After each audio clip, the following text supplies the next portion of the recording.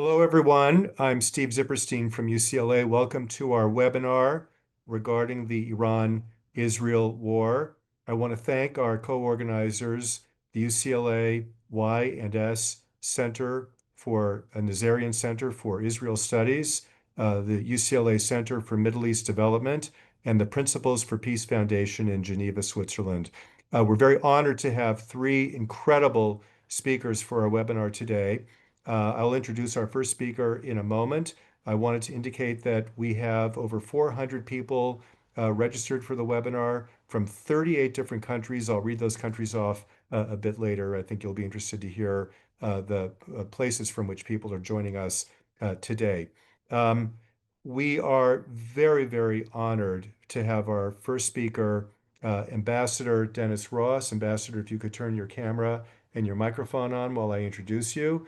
Ambassador Ross is the counselor and William Davidson Distinguished Fellow at the Washington Institute for Near East Policy. He also teaches at Georgetown University Center for Jewish Civilization. For more than a dozen years, Ambassador Ross played a leading role in shaping American involvement in the Middle East peace process, dealing directly with the parties as the U.S. point man on the peace process in both the Bush 41 and Clinton and Obama administrations. Under President Obama, Ambassador Ross served for 2.5 years as Special Assistant to the President and as National Security Council Senior Director for the Central Region. And during the first 6 months of the Obama administration, Ambassador Ross served as Special Advisor on Iran to Secretary of State Hillary Rodham Clinton. The ambassador's latest book is entitled Statecraft 2.0: What America Needs to Lead in a Multipolar World, published earlier this year by Oxford University Press. Each of our speakers will talk for approximately 15 minutes. While they're talking, please, audience, think of your questions. We welcome your questions. We want this to be interactive. We'll have plenty of time for Q&A. Ambassador Ross will have to leave us at about 11:15 California time, and so he'll take the load on the initial round. Please type your questions in the Q&A box at the bottom of the screen, and we'll collect them and I will ask them of our speakers. Ambassador Ross, we are so honored to have you. The floor is yours for 15 minutes. Thanks very much. I very much appreciate having the chance to do this and to give some initial impressions about where we are in light of the 12-day conflict between Israel and Iran. When I think about it, I try to go back to the period back to before October 7th, 2023. I say that because I feel like the Middle East is a different place than it was then. The landscape of the Middle East, as we know it today, looks quite different from then, even though if you go back to October 6th, 2023, there were high expectations that there was going to be a normalization agreement between Saudi Arabia and Israel. And that in itself reflected a kind of change in the landscape, the psychic landscape of the region. Many in the Gulf at that time had become, I think the best way to describe it is weary of the Israeli-Palestinian conflict, increasingly frustrated with the Palestinian leadership that they felt were incapable of ending the conflict from their end. They felt there had been opportunities and they were incapable to deal with it.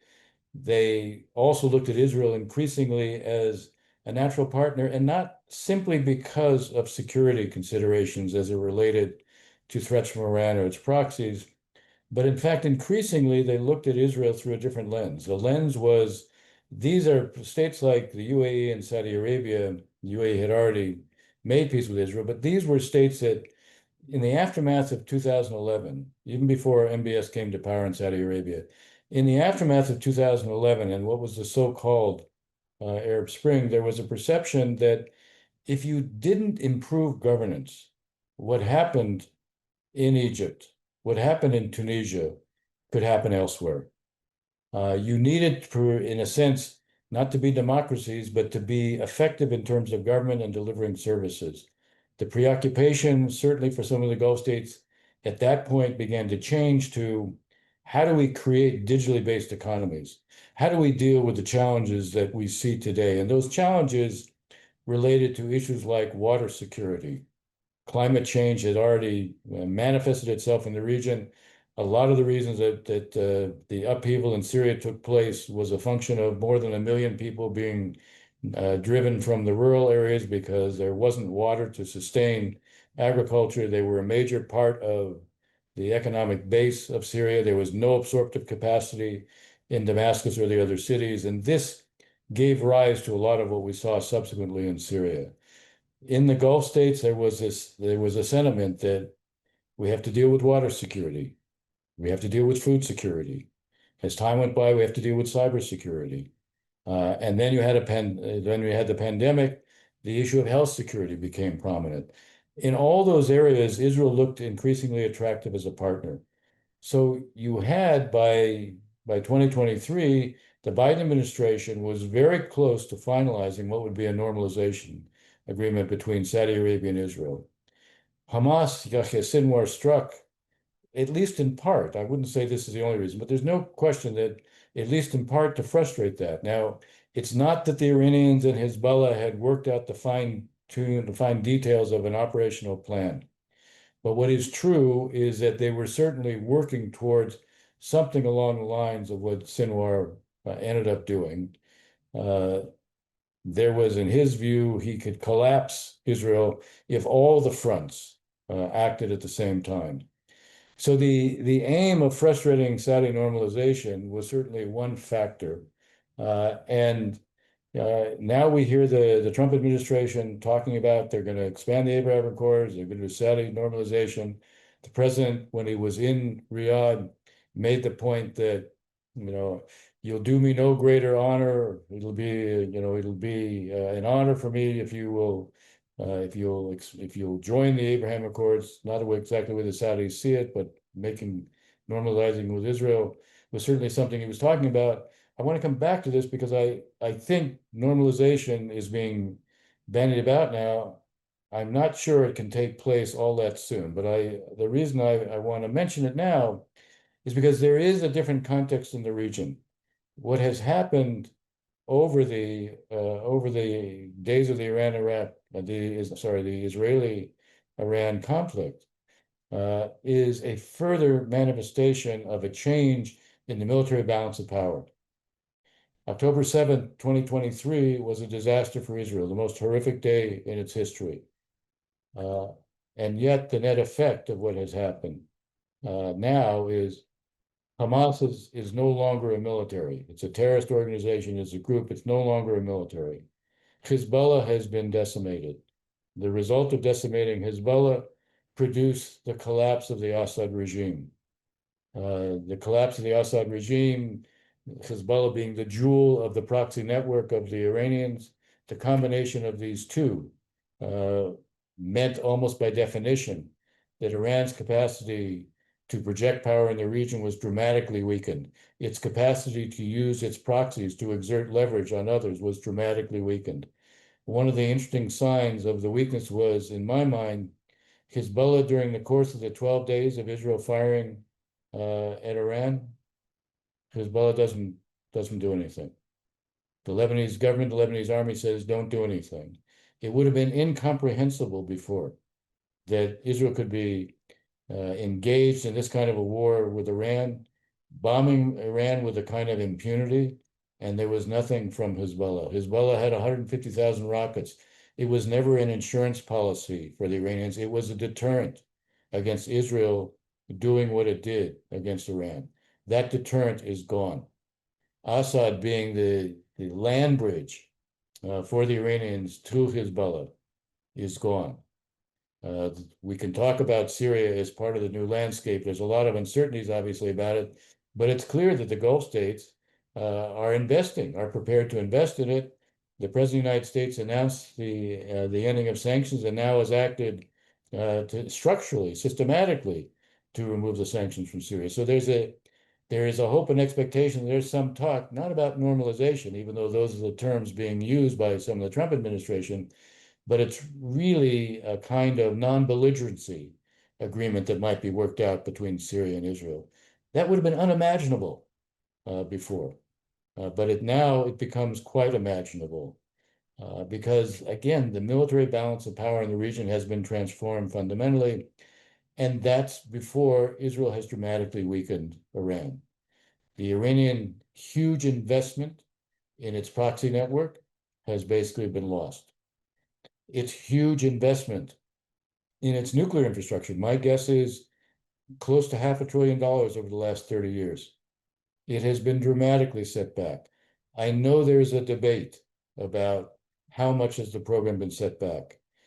I actually find that debate sterile. It's almost as if they're looking technically what would be possible in a laboratory. But Iran doesn't live in a laboratory. It lives in an environment where it has no idea what the Israelis know and don't know. The proof of that is Israel decapitated the top of the Iranian military, the top of the Revolutionary Guard, the leaders of the Basij. All of these guys, all of these military leaders were in what they thought were secure, safe, hidden, invulnerable places. They were all killed by the Israelis. The notion that somehow Iran has squirreled away highly enriched uranium, which is possible, that it has some, maybe it has a hidden one cascade of centrifuges.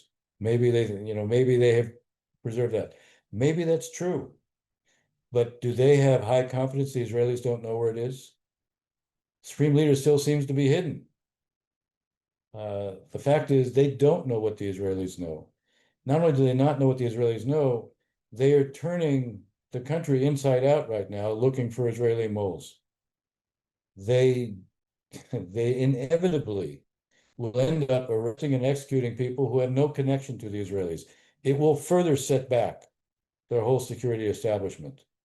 The combination of these things, the circumstances of their economy right now, in terms of shortages of electricity, shortages of water, a devaluation of the currency, so that if whatever monies you had in banks basically is worth nothing, a public that may reflect a kind of rally around the flag syndrome because of the war, that's not something that's likely to last that long. Increasingly, as the regime engages in repression as part of its search for spies, but the truth is, they don't trust their public. That's why they turned off their internet. They don't trust their public. They will be more mindful now of regime survival than ever before. I was not surprised that they would respond with a kind of one-off, a symbolic strike in response. They have a need not to look weak, but you mentioned my new book, the Statecraft 2.0, What America Needs to Lead in a Multipolar World. I have a 50-page chapter on Iran, and I go through every American administration from Carter to today and look at the policies and the Iranian responses. And what emerges very clearly is the preoccupation on the Iranian leadership is regime survival. And fighting the US directly, having a direct war with the US is seen as a threat to regime survival. I had every expectation the Iranians would respond, much they did to the killing of Soleimani after the American strikes. There was an interesting convergence of interest because President Trump didn't want to engage in a tit for tat, but the Iranians also understood how threatening that could be to the regime. So it wasn't a surprise that we would see this. So we see a dramatically weakened Iran. We see an Iran right now that will turn much more inward because of that weakening. It's lost its proxies, huge investments, if you think about it, in the proxy network, in Syria, in its nuclear infrastructure. All those investments basically are down the drain. So there will be an internal preoccupation there. So I'm outlining what amounts to all the good news. So now let's look at the less good news. Uh, I have Bibi Netanyahu has always had a self-image that he would make big decisions. It's actually not characterized his prime ministership. He's been someone who's been characterized more by decision avoidance than decision making, especially if it required hard choices. Now, his decision to attack Iran was a very big decision. He knew in advance that the cost would be high. In fact, when I was there, prior to the war and then during it, prior to the war, I was talking to senior members of the security establishment, and they were giving me the estimates of what the cost would be. Those costs were dramatically higher, 4 or 5 times higher than what Israel actually suffered from the 12 days. So he knew that going in, the costs were going to be high. This was not the kind of behavior we'd seen before. He rationalized in the book he wrote when he was out of power for 1 year how he was smart not to go into Gaza, that Lieberman and Bennett wanted to go, and that would have been a huge mistake. It showed they weren't ready for leadership. Uh, he sought to buy calm in Gaza in a sense, supporting the monies from Qatar to Hamas. So the notion of avoiding big casualties is what has always characterized him as it related to conflict, but not this time. This was a very big decision. If he wants, and if President Trump wants to see an expansion of the Abraham Accords, normalization, the first item of business is stopping the war in Gaza. And he could do that. He hasn't been willing to because of the politics of his coalition, because Ben-Gvir and Smotrich have basically said we'd bring down the government. Now he has all the leverage. Whether he's prepared to do this, I don't know. I think he's going to find when he comes to Washington next week and he sees President Trump a week from today, I think he's going to find that President Trump is going to say it's got to end. I'm struck by the fact that the White House press spokesman yesterday said talks are going to be about ending the brutal war in Gaza. That doesn't sound like maybe they'll settle for a ceasefire. The Witkoff outlines for a 60-day ceasefire, but I think even built into that will be ending the war before the end of the 60 days. But I think he could declare right now he's prepared to end the war. He's prepared to withdraw from Gaza, provided provided all the hostages are released. He will need to do something he hasn't been prepared to do up until now, which is to have a day after strategy, because there has to be an alternative to Hamas. There has been a readiness on the part of the Emiratis, and I believe others, who would come in on an interim basis, provided the Palestinian Authority invited them, and provided the Palestinian Authority played some role. There is a profound need for reform in the Palestinian Authority. Uh, it can't really assume the responsibilities in Gaza without that reform. There is also a need to ensure that there cannot be reconstruction in Gaza without demilitarization. No serious investment in Gaza will take place without assurance that Hamas is not in control, without demilitarization, because if they have the chance, they will do it again. They've made it very clear. We can get into this in the Q&A, but that is essential. That is a starting point for any discussion for normalization with the Saudis and others. They will not engage it's not even on the table unless the war in Gaza ends and be treated as a first step towards what the process with the Palestinians is going to be. Here I will say, and I guess I'll be running out of time shortly, so I need to wrap it up. So here I will say the following. Israel has a set of responsibilities, and President Trump has a set of responsibilities as it relates to Israeli decision making. Israel on its current track is producing a one-state outcome. A one-state outcome is a guarantee for a perpetual war. Palestinians are not going to surrender their national identity. They will not give it up.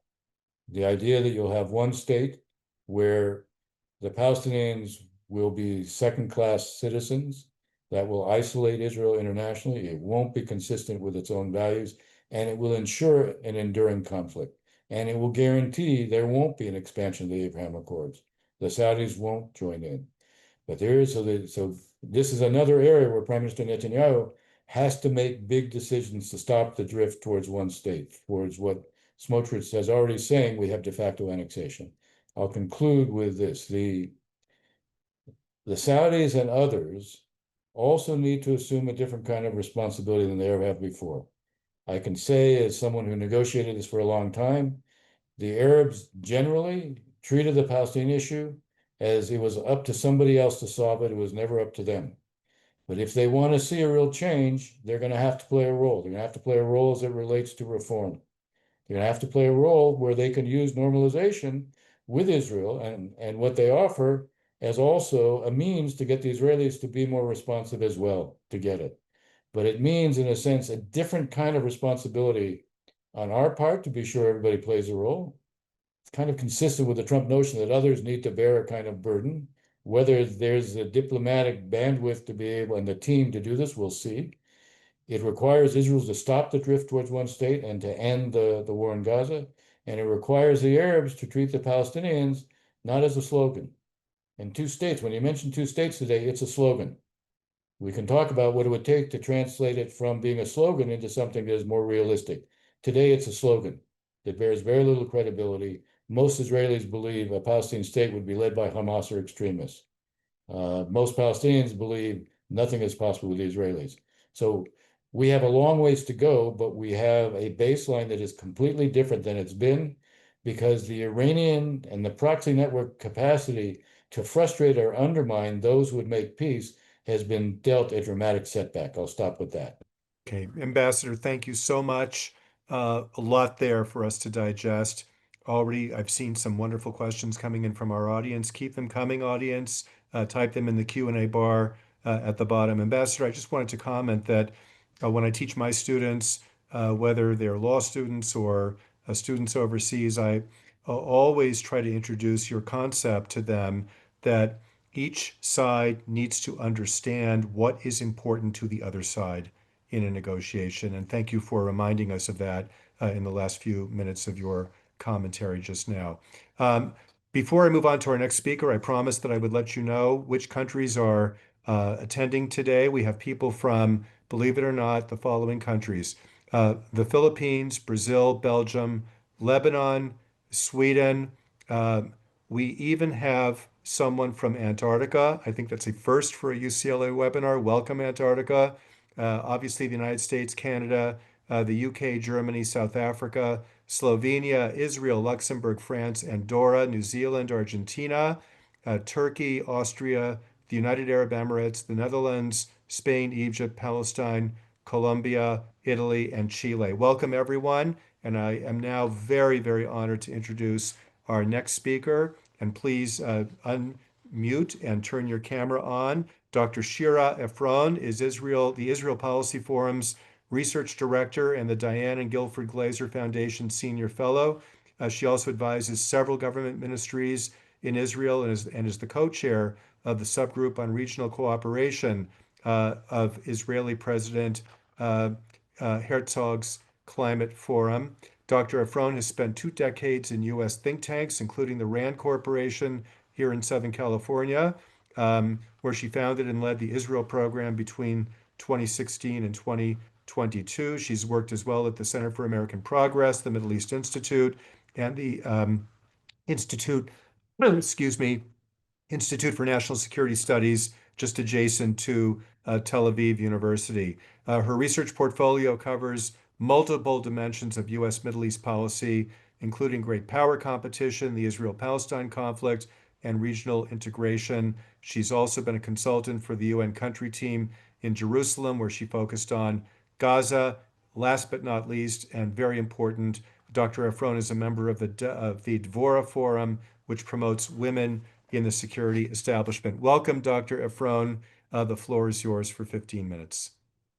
Hi, everyone. Hi, Steve. Thank you so much for having me on. Always love doing things with UCLA, which was close to home, and with Bijan and Dennis Ross. I'm just going to give you a warning that there's an alert. There is a missile coming launched by the Houthis in Yemen, and the direction is central Israel. So I hope not. But if I need to step out to the shelter, then we can change the order of speakers. Where do we begin?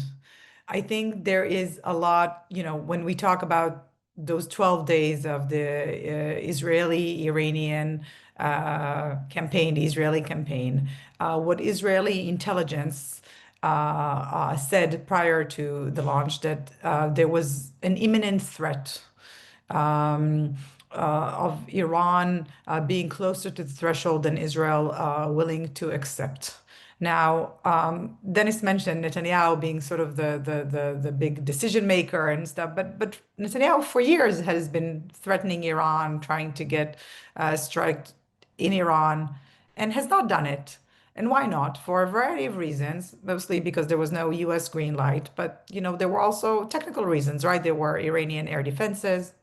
There was this proxy partner network that Iran has with Hezbollah in Lebanon functioning essentially as a second strike capability, right, as a deterrence against Israel. There was the retaliation, and Dennis mentioned it also, the sort of threat scenario, what was expected from Iran in terms of retaliation. The damage to the home front was too daunting. And there was a fear that this would, could get great power competition, Russia, China, World War III in a sense. But things changed in Israeli calculus after October 7. Israel has become much less risk averse, ready to suffer casualties, and engage in preemptive activities, even when we talk about conventional threats, let alone nuclear ones, which again, I'm not exposed to the intelligence on this, but the Israeli intelligence judged was imminent. Now we're talking about those 12 days, but actually this campaign started previously when we look at Iranian attacks directly on Israel in April and October of last year, which led to Israeli strikes, right, that dismantled air defenses in Iran. And with Hezbollah being a shell of itself, Israel felt that it neutralizes some of the stumbling block to a strike. Israel, I've been hearing the chatter in Israel for months and months since the Trump administration started in the White House. But of course, they wouldn't do it without US green light. And as it happened, there was an operational and diplomatic opportunity also with European support. And from an Israeli standpoint, those 12 days have been quite successful. Dennis mentioned it, so I'll just follow up on what he said, sort of the debates to the damage of the nuclear program, what kind of leaked US one intelligence report of low confidence. There's a lot of talk about the 408 kilograms of enriched uranium to the 60% degree, and how much of it is left, and is it left? And there are larger quantities that are enriched to the 20% level, and there are even maybe larger quantities of uranium that's enriched to lower levels that can be enriched to higher levels, and centrifuges, yes, no. But we are, in the Israeli assessment, there's been an operation against the nuclear scientists, the military, the industrial complex, the air defenses, missile launchers, and it's a significant operation. I'd love to hear from Bijan next, because to me, it was really shocking that the Iranians seemed surprised by the timing of that. And, the word we say in Israel was so surprised by Hamas strike on October 7 because it suffered from what we call like this inner thinking, the concept that this is just cannot happen. And maybe the Iranians thought so too, but something did happen.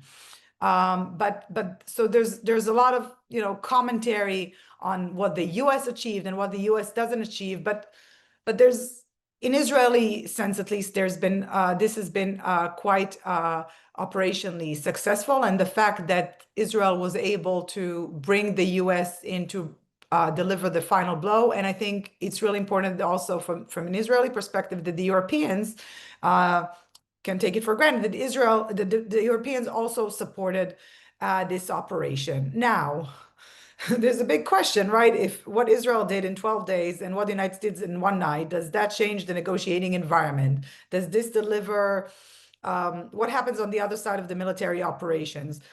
Does this influence the negotiation environment in a way that the regime, and I don't know where the supreme leader is or not, but it's still the same regime, the regime that invested close to 3 decades in this program will just say, okay, we're done, it's not good. How do you bring them to the negotiation table? And there are a lot of reports that the Italians are offering some options, but But this is, you know, and I think there are many in Israel, including in the defense establishment, that understand that that a military strike alone cannot remove this threat from Israel, and therefore an agreement is needed. And this is really the challenge.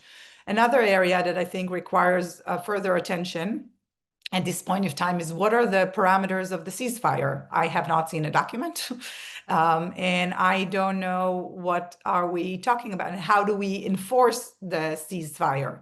So Israel can say, many Israelis are saying, we will just do the Lebanon model, where Israeli Air Force operates in Lebanon pretty freely and strikes targets. But it's different. There's a technical difference in terms of the distances, right? There are some countries on the way. There's also the fact that Iran could retaliate in exposing the home front again to threats. And also in Lebanon, it's different. We're talking about Israeli strikes against an organization that is defined as a terrorist, but there's a government on top of that organization. And Iran, we're talking about the actual country itself. So I think it's different. I will just few more points on. Dennis did speak about the region, and I think the region is in a different place now. I do want to talk about the normalization piece. There's a lot of chatter in Israel that the Israeli prowess, that what the Israeli Air Force did now in Iran, and the intelligence and the Mossad and Arab countries are just going to come knock at our door because they want to normalize ties. So there's talk about Syria, and Dennis mentioned it, non-aggression, non-belligerency agreement is terrific. It's short of peace, but it's terrific. I wish, you know, I hope it can be brought into something that is more than just the December 74 ceasefire agreement parameters after the Yom Kippur War. But the talk about Saudi Arabia, the opportunity is immense. The region deserves better. But there's this minor issue called the Palestinians. We can get to it. Tell me if I'm running over time, but there's the issue of Gaza, where it's highly complex because if we look at Gaza, right, the juxtaposition of the Iran campaign and Gaza campaign couldn't be more obvious. When in Iran, Israel knew when to strike, how to strike, and when to end. In Gaza, there's the strategic deadlock. It's the longest war in Israel's history, and many Israelis are asking, what are we doing there? What are we achieving? Yes, Hamas is a shell of itself, but is it defeated, is not defeated, and where can we go next? Unfortunately, I think in Israel, the main debate at the moment is Naftali Bennett, who is a former prime minister and a contender, and the one who in polling shows that he could be Israel's next prime minister again.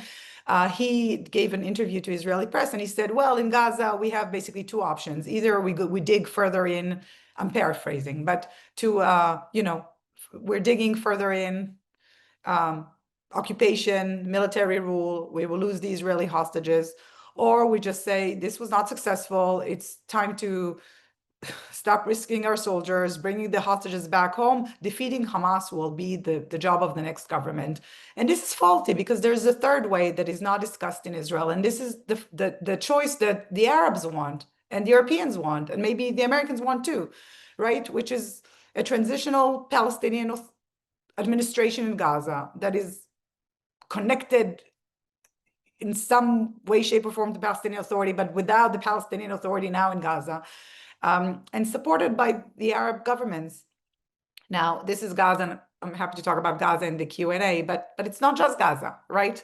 I think when Israel says, oh, end of war, and the domino tiles are going to fall in, the Saudis are going to come. I mean, Dennis knows Saudis better than I do, but all I'm hearing is that they're saying is, no, we want the Palestinian issue addressed. This also requires thinking about what's the horizon on the Palestinian question. What are we doing in the West Bank? What's happening in Temple Mount? And, very negative trends also are occurring now in the West Bank to our followers. So I think this is something that we have to talk about, and the discussion in Israel has to change, that given Israel's trauma after October 7, but also the fact that it really shaped the Middle East very differently. Now it's time to leverage all that into thinking of the future with our distant neighbors, but also the closer ones. without which it will be this will continue to be an impediment for normalization, but also it's going to be an impediment for Israeli lives here, right? The fact that we had the Abraham Accords didn't prevent October 7. And we know that Yahya Sinwar was trying to prevent normalization. So this is something we need to do now. Now, just final point, you were asking me to talk about Israeli politics. I can mention it now. We have a coalition government. They will say it's the most hawkish government Israel has ever had, which with a threat that this coalition could break if the war in Gaza ends. So think how crazy it is that Israeli ministers are saying that, I mean, everyone wants to see Hamas gone, don't get me wrong, but the stuff that some extreme members of this coalition are saying are just really not aligned with the Israeli sentiment. Netanyahu gets a lot of credit for deciding to strike in Iran because it's been successful, and it's something that is not a politically contested issue in Israel, Iran. The Palestinians, however, it is. But every poll shows that the 70% of the Israeli public wants the end of the war in Gaza, wants even separate from asking about the hostages. It used to be linked to the hostages, now not. And also every poll shows that this coalition is not going to be able to come again because the public doesn't support it. The public has not forgotten October 7, and the public has not forgotten the fact that despite military achievements, the rest of the country is not being managed very well at the moment, which means that we might not see elections now. However, Netanyahu is very savvy politically, and because I'm optimistic that the national interest also aligns with his personal one, because if he does want to break into elections, he will be much more popular doing so with the hostages at home and an end to the war in Gaza. And so I hope this is the message that he also hears from Washington, and I hope it is an arrangement in Gaza that actually pushes us forward on all fronts. Thank you. Thank you, Dr. Efron, and I hope that the sirens have not been sounding where you are. Thank goodness. Okay, I'm very now extremely honored to introduce our third and final speaker for today. If you can turn your camera and your microphone on, Dr. Bijan Khajapur, a longtime friend of the UCLA Center for Middle East Development, as is Dr. Efron and Ambassador Ross. Dr. Khajapur is a managing partner at EU NEPA, a Vienna-based international consulting firm that focuses on West Asia. He's been recognized as a leading commentator on Iranian political and economic developments, focusing on the geopolitics of energy, Iran's economy, and the impact of corruption and mismanagement on economic development in Iran. He is also a member of the board of the European Middle East Research Group and a regular contributor to various media, including Al Monitor. His publications include contributions to the Caspian region at a crossroad, challenges of a new frontier. He has contributed to several other books as well. They're all in his bio on the announcement. I won't go through all of them, but he, suffice to say, very, very prolific author. He completed his graduate studies in management and economy in Germany and the UK and obtained his doctorate of business administration at the International School of Management in Paris. Dr. Khajapur, such a pleasure to have you with us today. The floor is yours for 15 minutes. Thank you so much, Steve. It's a pleasure to be here and to join Ambassador Ross and Shira. I hope I can contribute to the discussion, and I look forward to our debate. So what I will do in the next 15 minutes, I will start with what I call the tale of three strategic miscalculations. I will share those with you. Then I will move, I think the best contribution I can have is to try to share with you what the domestic consequences of this 12-day war were. And then I think it's fairer to say when we start looking ahead and try to understand what will emerge in the next few months, we have to ask questions rather than try to come up with answers, because the situation is so fluid and so many different scenarios are possible, and They depend on regional affairs, economic issues, international issues, and so on. But I will share some of the key questions with you and share some of my answers. Let me start with the tail of these miscalculations. I think all three parties in this confrontation, Iran, Israel, and the US, made miscalculations, strategic miscalculations. Iran's miscalculation was, and that sort of answers Shira's question, Iran believed that as long as it's talking to the US, Israel is not going to attack it. And that is exactly why the Iranians were surprised. There was a meeting planned for the 15th of June, and suddenly on the 13th of June, the country was attacked. And we know what the cost has been to Iran, apart from all the damage that has been caused to the nuclear facilities, to the military infrastructure, also to economic infrastructure.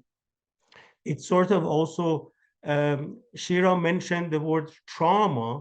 The Iranians also had their own trauma, and I know for a fact that each of these traumas actually connect the people to the past trauma. Iran's past trauma was the Iran-Iraq war. Don't forget, an 8-year war. And these 12 days reminded a lot of Iranians of those 8 years in the 1980s and the suffering and the different layers of socio-political impacts of war. So this had social and socio-political consequences, which I will discuss in a minute. But Israel's miscalculation, in my view, was that the Israeli side believed such an attack would lead to a social uprising in Iran against the Iranian government. And what actually happened was the exact opposite. If I had to say today I can say that the Islamic Republic as a political system, its potential for survival, and I agree with Ambassador Ross that the survival of the regime has always been a key priority for the Iranian political system. But the survival chances of the Islamic Republic have actually increased as a result of this attack. And we have to understand these dynamics. It's not always what we expect.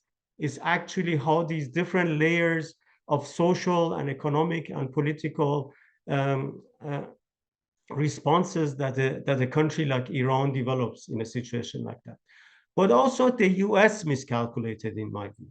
The belief that you can actually carpet bomb the nuclear program of Iran and then it will disappear was, I think, a big mistake. And the Iranian response to this, even though, as I said, it's still very fluid, we don't really know what the reactions will be, but it's definitely clear that if there was a balance of power, or the composition of power was one that was not pushing Iran towards weaponizing its nuclear program, that balance has changed. And obviously we have to wait and see what happens. And these are those questions we have to ask ourselves. But that balance has changed to the detriment of US and Israel and Western interests in Iran. But let's move on to the domestic consequences. Partly as a reconnection to the 1980s trauma of the Iran-Iraq war, what we saw in the Iranian society was a certain degree of reconciliation between state and society.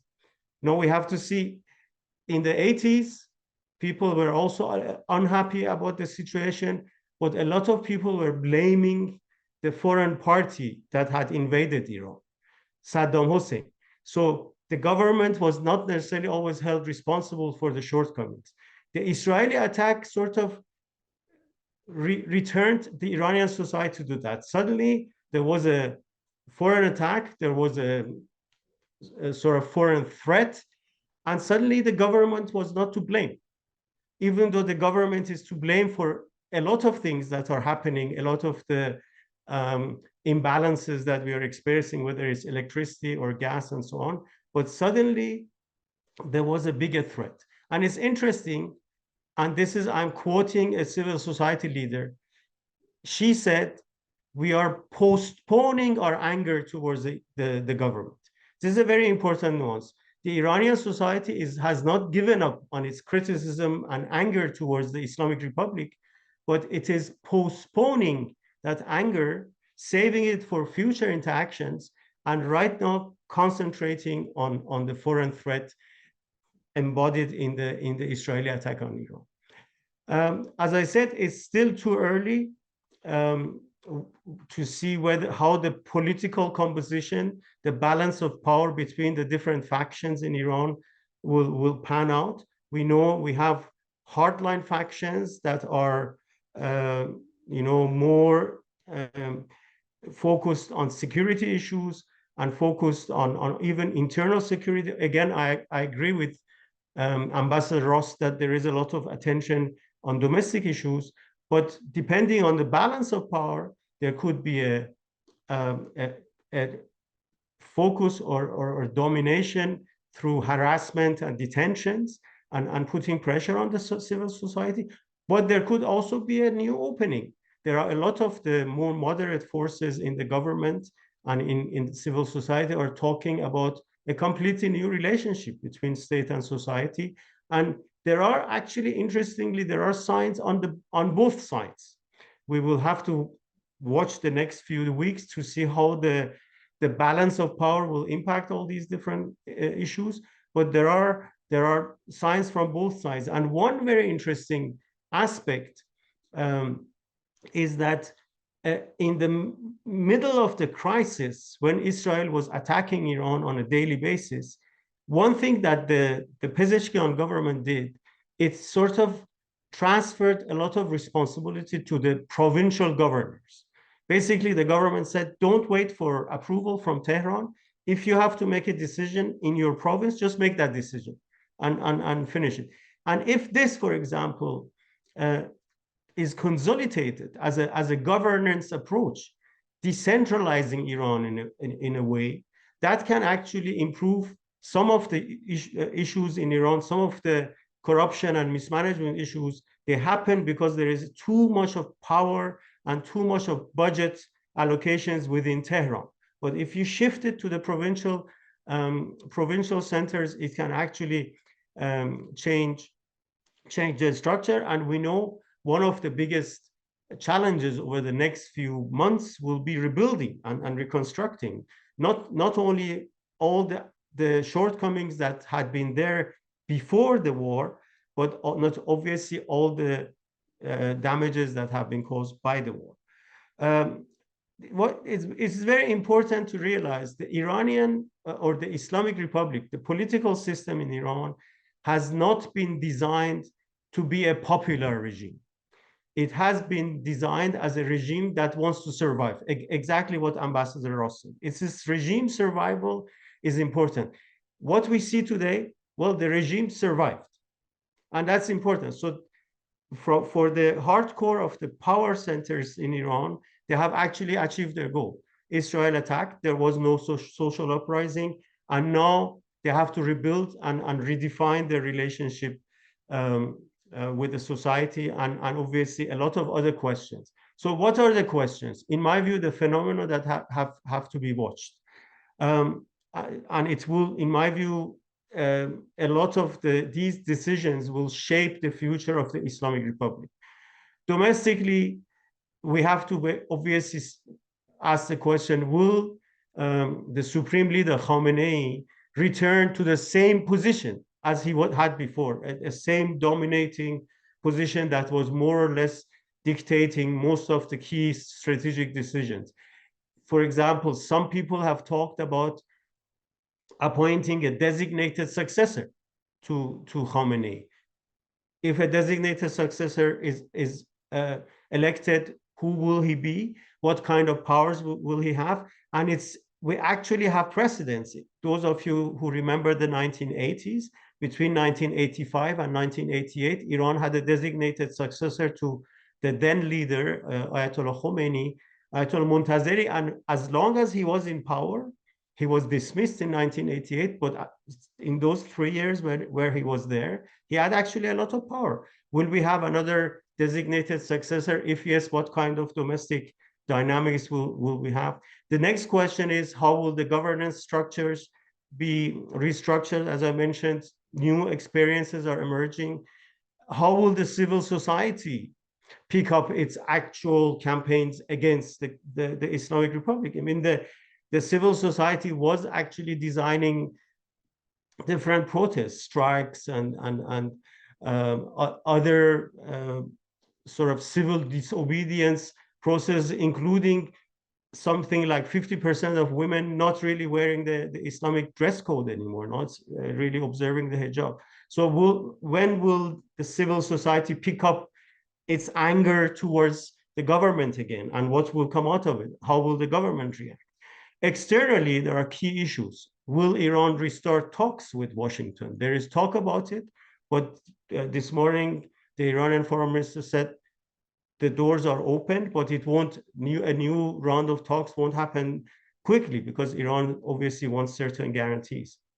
How will Iran react if the E3, the three European signatories of the JCPOA, of the nuclear agreement, trigger snapback? Iran has threatened that it will leave NPT. I don't think it will happen, but obviously these are all big questions. How will China and Russia play the Iran card? Then obviously economically, how will they finance the post-war reconstruction and filling all the gaps that the society is demanding?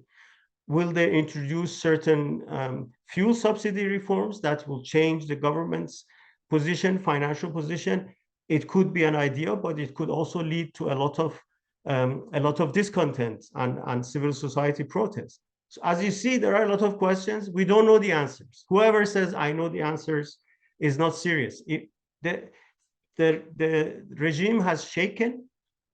It has survived, but it has to redefine itself. And we have seen the Islamic Republic is able or capable of redefining itself. It is sometimes capable of actually making U-turns and justifying them in the name of the survival of the regime or in the name of peace and development and so on. What is very interesting, that a group of centrist politicians, including the president, the parliament speaker, and Ali Larijani, the former parliament speaker, are actually grouping around a pro-development agenda in Iran.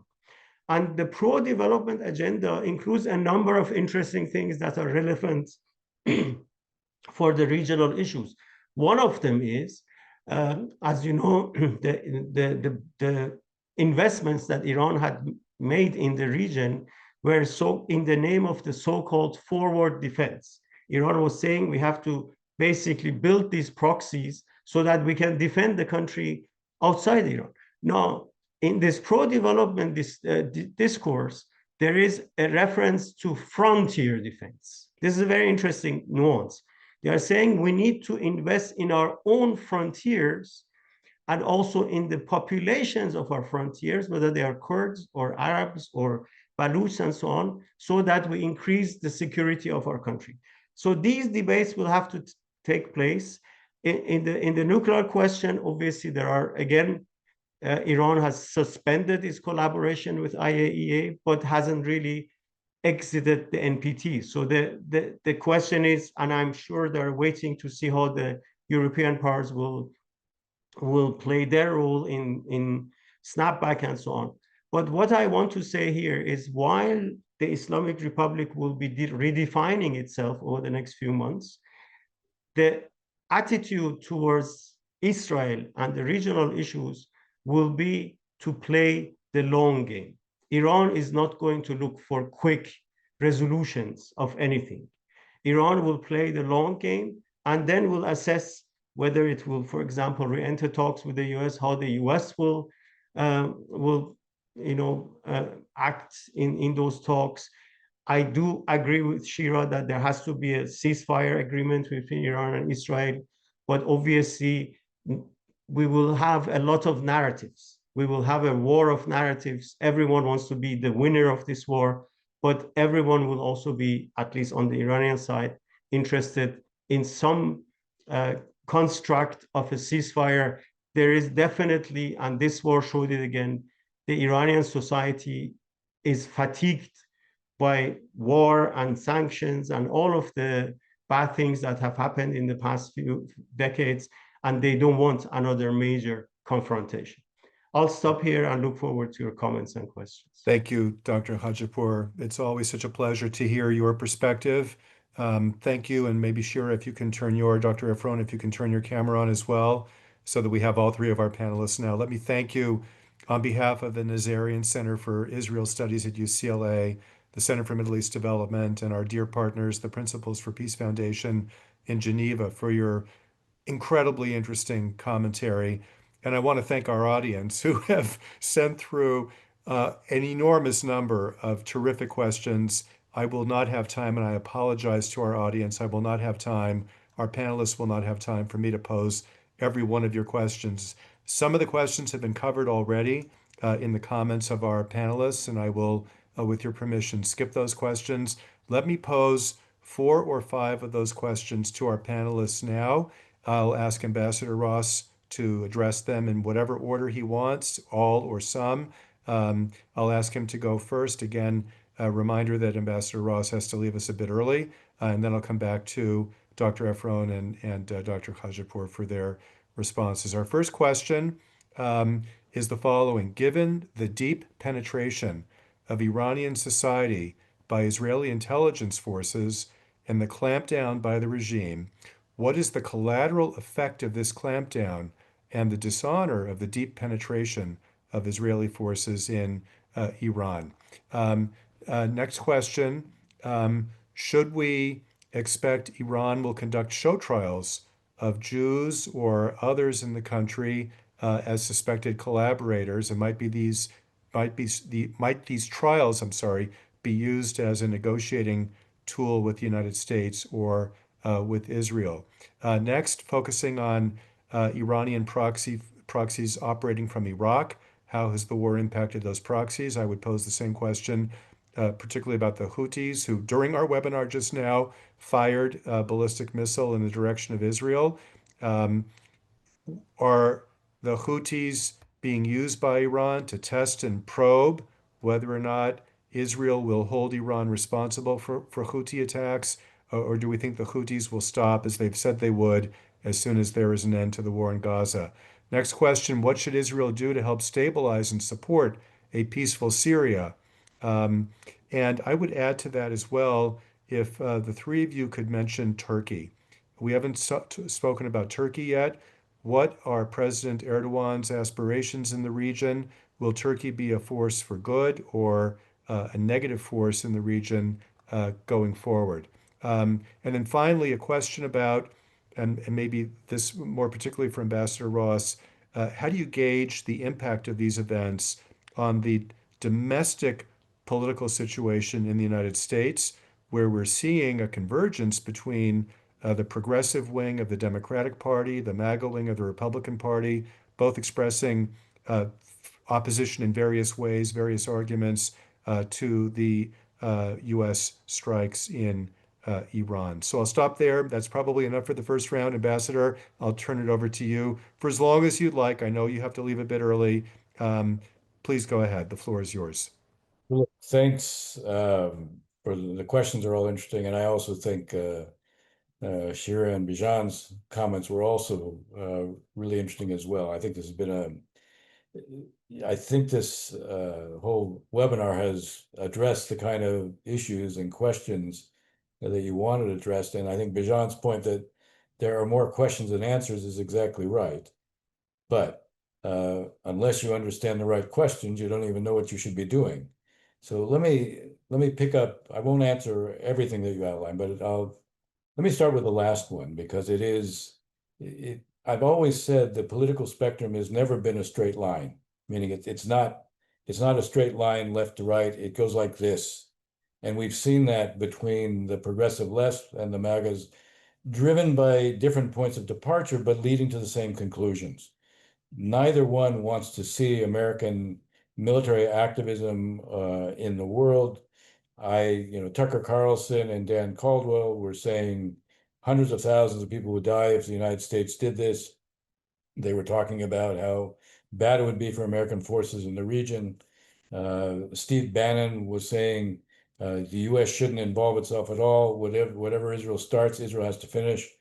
And these are people who are known kind of as Trump whisperers, but he didn't respond to them.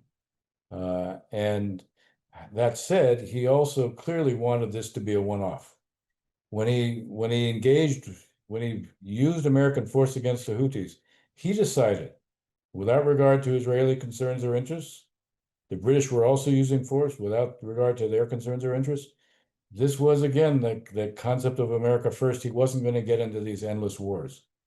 So he clearly has defined, and by the way, I'm not sure it was because Bibi persuaded him.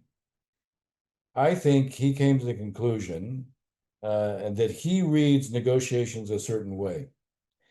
And he felt he gave the Iranians, in his mind, 60 days. It's very interesting that Netanyahu made the decision Israel strike came on day 61, after the 60 days. Trump said, I gave him a chance to negotiate. One of the things with a lot of his tweets, some of these things, sometimes everybody is focused on the overstatement, the exaggeration. But in the case of the Iranians, he seemed to be pretty consistent with what he was saying publicly. He was giving them a chance, as he said it, we can do this nicely, or we can do it not so nicely. And I think he came to the conclusion, okay, we'll do this. It will set back the program in a way that will improve our negotiating leverage. I think in the first instance, he didn't understand the way the Iranians negotiate. And in the second interest, he may not understand right now, given Iran's need to not look weak, they're probably not going to rush to a negotiation with the United States. Doesn't mean, by the way, there'll never be a negotiation. And I suspect at some point there will be. And I suspect it will in some ways be tied to what Bijan was saying. I too think there is a very interesting debate that's going on within Iran between those I've always called the pragmatists versus those I've always seen, for want of a better term, more the principalists or the hardliners. How that plays out is going to, I think, influence a lot. It'll influence when and if and when there'll be a negotiation with us. It will influence as well the issue of where civil society fits in. How much the pragmatists can use the threat. There'll be a time, there's a kind of, the regime has bought a bit of time, not because of what it's done, but because of the rally round the flag syndrome. A lot depends upon how it uses that time. If it uses that time with increased repression, which I suspect is an initial instinct, if it uses that time for initial repression, I think that will trigger the civil society response sooner rather than later. It wasn't too long ago that there was a trucker strike. It began in Bandar Abbas over the issue of insurance rates and the reduction of diesel subsidies, and it quickly spread like wildfire throughout the country. You go back to 2017, almost every year since that time, we've seen something like this, quite separate from the women life freedom movement. John talked about half the women in Iran are not, in effect, living up to the dress code. So that shows the regime understands there's a limit to how it applies some of the repression. Watching this, even though this wasn't directly related to the question, but I find it really interesting to be looking at what this relationship will be between the different factions in Iran and how it relates to the fear of civil society starting up again. These factions, this pragmatic faction, if it's the way it deals with the issue of decision making, this decentralization of decision making is fascinating because the whole structure of the Islamic Republic was geared differently, and it may foretell a change in the way we see things operating there. So that's one broad observation. The issue of show trials, is it a lever? I don't think it would be a lever on the United States. and I'm not sure it's a lever on the Israelis. I think in each case, it probably mobilizes more of a sense of the unacceptability of the Iranian regime. I do agree with Bijan that there was an Israeli miscalculation, not in terms of what it did as it related to weakening Iran, but I do think there was an expectation on the part of some in the Israeli elite that this might trigger regime change. Uh, I was always dubious of that, but I think it was based on the sense, look, there was this huge investment in the proxies. That was a pillar of the regime. It collapsed. Huge investment in the nuclear infrastructure, and it's mostly most of it. However you measure the destruction, there's dramatic destruction. By the way, interesting to see the contrast between what the foreign minister said and what the supreme leader said. Supreme leader denies any destruction. Foreign minister acknowledges the destruction. I also see that in some ways as this kind of epitomizing the pragmatic faction versus I'll say the less pragmatic faction. So for me, I think it's hard for this regime not to want to show that it's getting those who were the betrayers or the spies, but I think it doesn't really address what it needs, and it's going to have to be able to do that. Why don't I pause there, just because I think others should sort of weigh in on the questions. Okay, thank you so much, Ambassador. And I should also kind of throw into the mix here, we really haven't spoken about Jordan very much. Yeah. Hugely important player. Do these events make the regime, the Hashemite kingdom, more or less vulnerable to revolution, political change, etc.? Should we be thinking about some modern day version of the Palestine Royal Commission partition plan, which envisioned some kind of confederation between the Palestinian state in the West Bank and Transjordan at that time? Should we be thinking about some kind of binational solution as opposed to a one-state scenario? So if we could talk about Jordan as well a bit. Dr. Efron, the floor is yours. I'll give you about 10 minutes. We're running short on time. We have to stop at the bottom of the hour. Go ahead, Doctor. Thank you. I'll be briefer than this, but you just mentioned Jordan. At least the Jordanians I speak to, and there are really positive developments in Jordan, I think, in the last few months that we're seeing Jordanians takes active steps against the Muslim Brotherhood.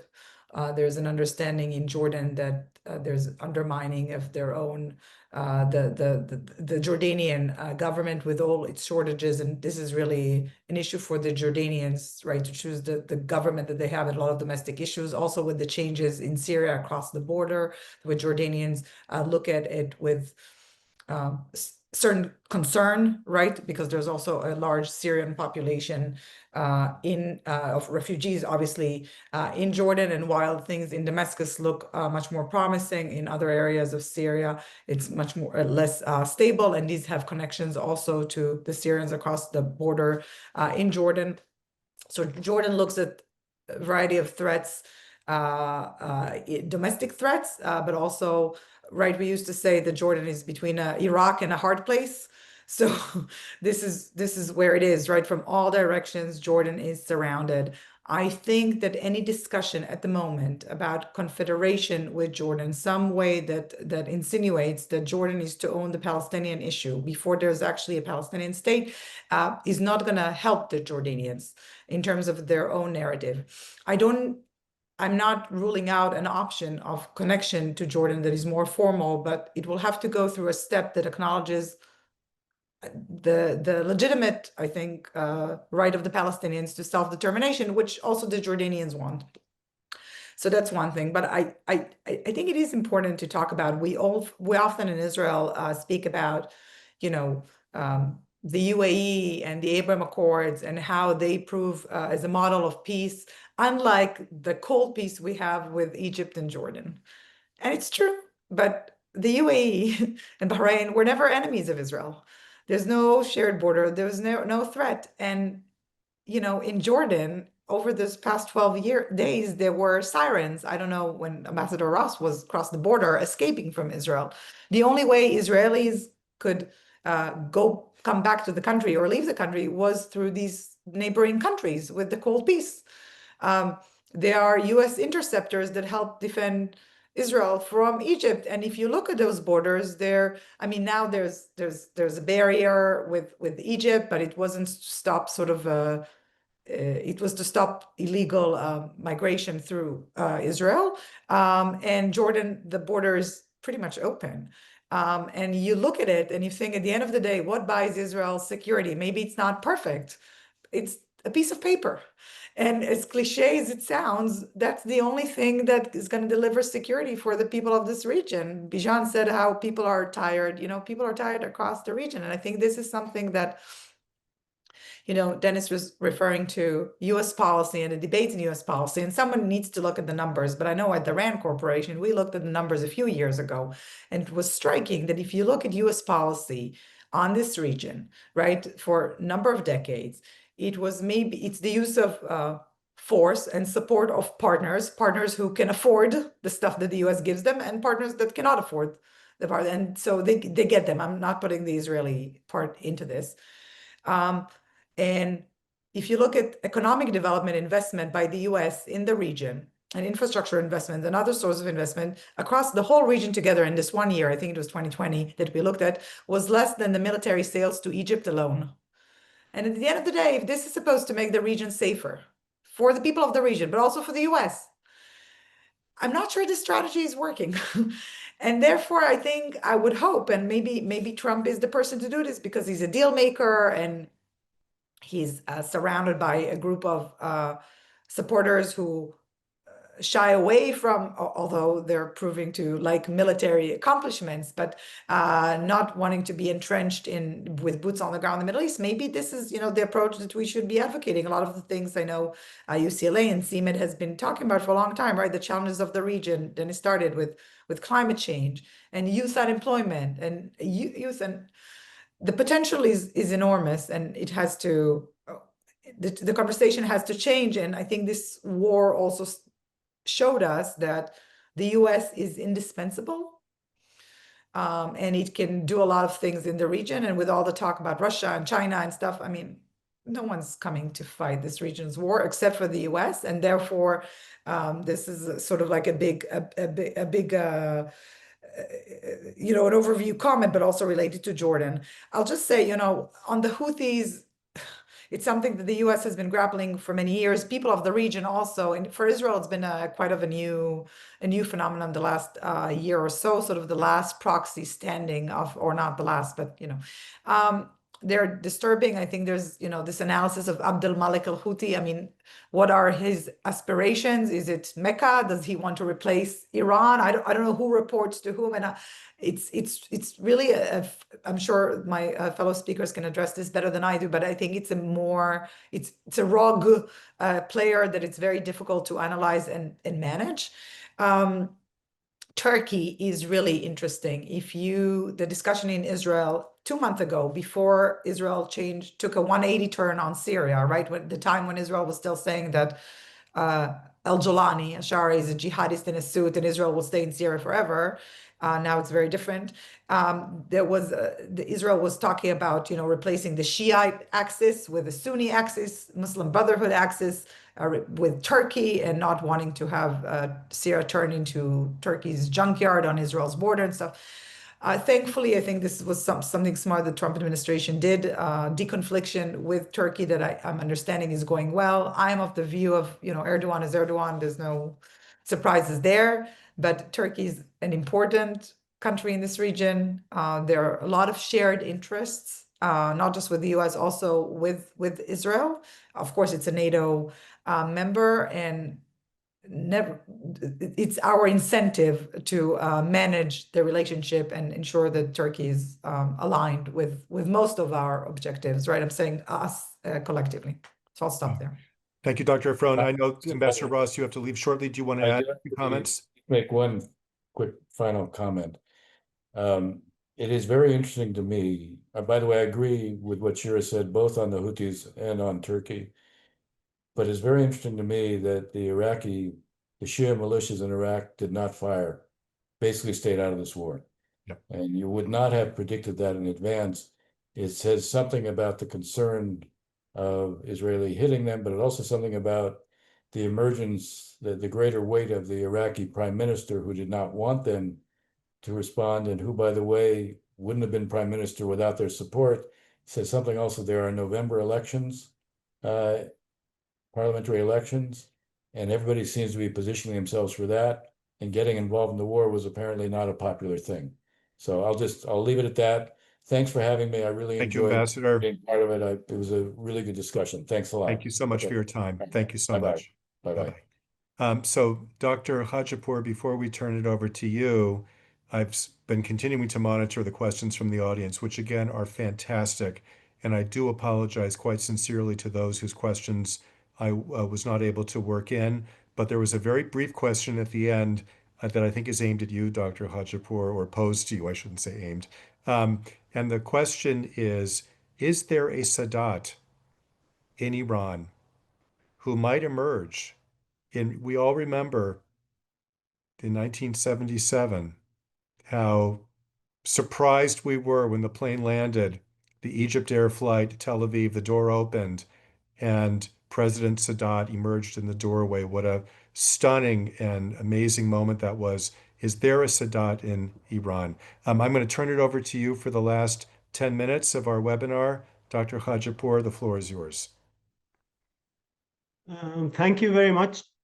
I'll start with that question. I don't think we can compare the Egypt of 1978 with the Iran of 2025.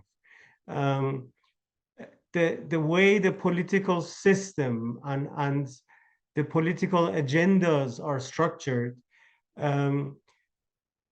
this has not been a topic. I mean, the debates that have taken place have not allowed a Sadat to emerge.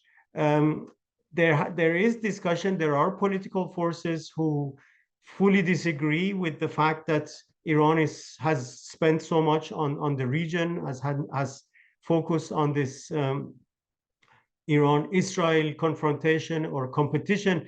I have, before this war, which I'm now trying to understand what happened, but before this war, I always described the competition between Iran and Israel a strategic security competition.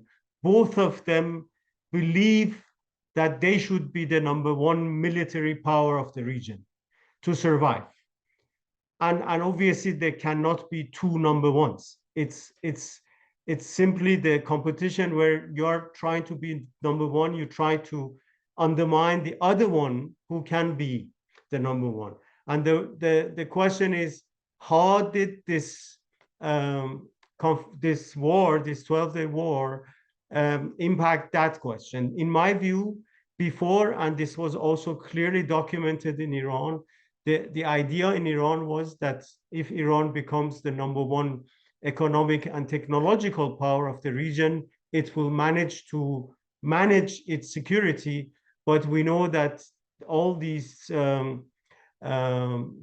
debates and deliberations in Iran took a completely different turn because of some of the regional developments. And this war, in my view, will heighten the military/nuclear components in this discussion.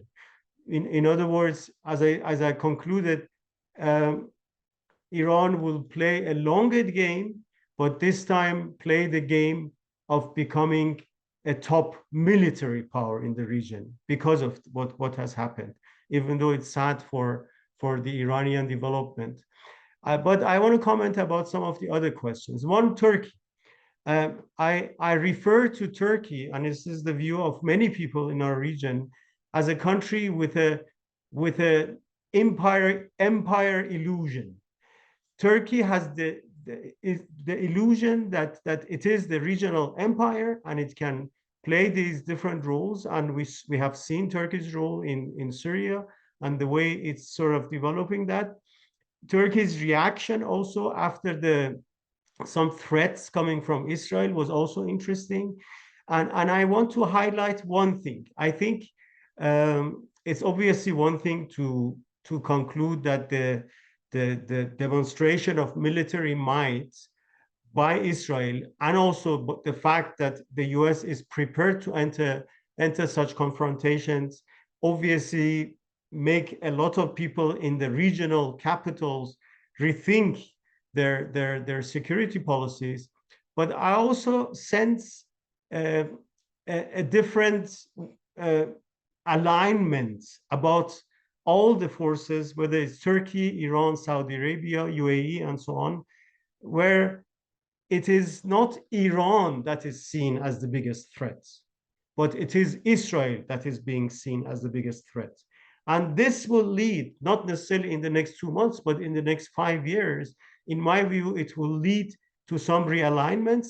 And one of those realignments could be closer cooperation between Iran, Turkey, Saudi Arabia, and the fourth country for me is actually Egypt, potentially. So we should watch, again, another phenomenon we have to watch. The Houthis, I don't believe that there is a command structure between Tehran and the Houthis. The Houthis, Shira asked the question correctly. They have their own agenda, in my view. The Houthis want to say we are the only Islamic party that is standing up to Israel because of the Gaza conflict. None of the other players, including Iran, that has engaged Israel military, did not do it because of Gaza, did not do it because of the Israeli actions in Gaza. The Houthis want to claim some sort of a leadership in the Islamic world, to be able to say, forget Saudi Arabia, forget Iran, forget all the other Islamic powers. We are the only Islamic power that is standing up to the Israelis. And in a way, it does generate some soft power in the Islamic world, but to what end is unclear to me, and we will have to wait and see what other agendas they come up with. There was a good question about how Israel had influenced the Iranian society. It's true, Israel chose a lot of propaganda means, whether they were Telegram channels or social media channels, and television programs and so on. And those programs were, on the one side, highlighting the incompetence of the Islamic Republic in managing the issues in Iran, and on the other side, also promoting Reza Pahlavi, the former crown prince from the monarchy we had before the revolution, as a potential future leader.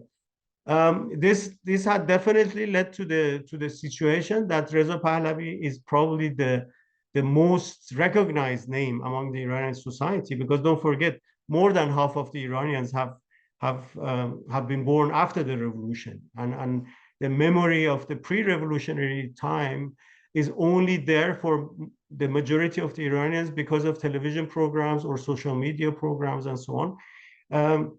But the siding, I mean, the fact that Reza Pahlavi completely went to the Israeli side in this recent confrontation has undermined the little credibility that he had.